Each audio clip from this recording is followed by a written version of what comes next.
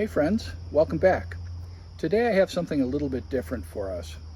I'm actually going to be showing you pictures and videos of a recent cook I did.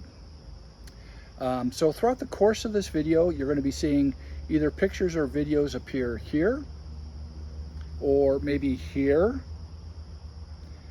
and maybe even right here. We'll see. I'm not sure. I haven't edited this yet, so we'll see how it turns out. This morning I woke up and decided I wanted to smoke something on my small pellet smoker. So I drove to the grocery store and picked up a small 2.5 pound beef brisket. I believe this cut is part of the flat. If I'm wrong, as you look at pictures of this, let me know and I'll be sure to know better for next time. So I decided one of the things I wanted to do with this brisket is keep it nice and simple. There's a lot of people out there that put all sorts of rubs on there, inject their briskets with things, coat them with things, stuff them with things. I decided I was going to just keep it very simple. So I just used a very simple salt, pepper, and garlic seasoning. This Kinder's makes an incredible blend. Just salt, pepper, and garlic. I've used it on a few different things.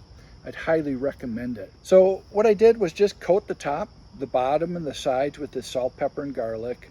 I put that brisket on the smoker at 200 degrees, closed the cover, and didn't look at it for another 2 hours.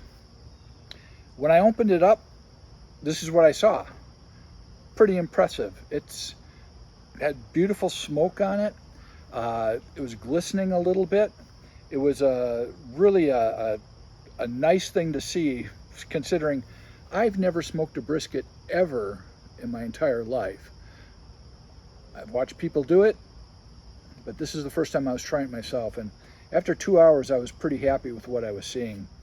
So about 2 hours into it, 2.5 hours into it, the temperature was up to about 148, 150. I decided to leave it on there until we got to sort of a stall temperature of 160, 165. When I put it into the oven, it started at 168 degrees. So I let the brisket cook in the oven at 225 until it reached a temperature of 200 or 205 degrees. Once it hit that temperature, I turned off the oven, covered the brisket back up, and then left it in the oven for another hour and 15 minutes to rest. After that hour and 15 minutes, I uncovered it and it was just gorgeous. The brisket was beautiful looking. So when I cut into the brisket, I have to tell you I was a little disappointed with how dry it was actually looking, but I was just so happy with how far that smoke ring was penetrating into the brisket. Really looked good and actually tasted amazing. But of course what I had to do was the old let's press it with a knife and see how much juice comes out trick.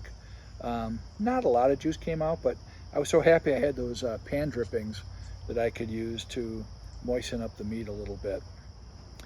Well, of course I had to do the traditional let's take a piece of brisket and pull it to show you how the connective tissues have relaxed.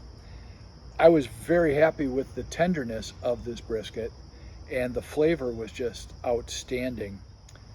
So I have to tell you, after slicing it up, putting it on the plate, and drizzling some of those pan drippings over it, the flavor of this brisket was outstanding. The smoke penetrated very nicely, and I was so happy I kept it simple by just putting salt, pepper, and garlic on it. The flavor of that beef really shined through. Happy I did this today. I'm looking forward to doing another brisket in the future, possibly a bigger one, but I might need a bigger smoker for that. We'll see how that goes.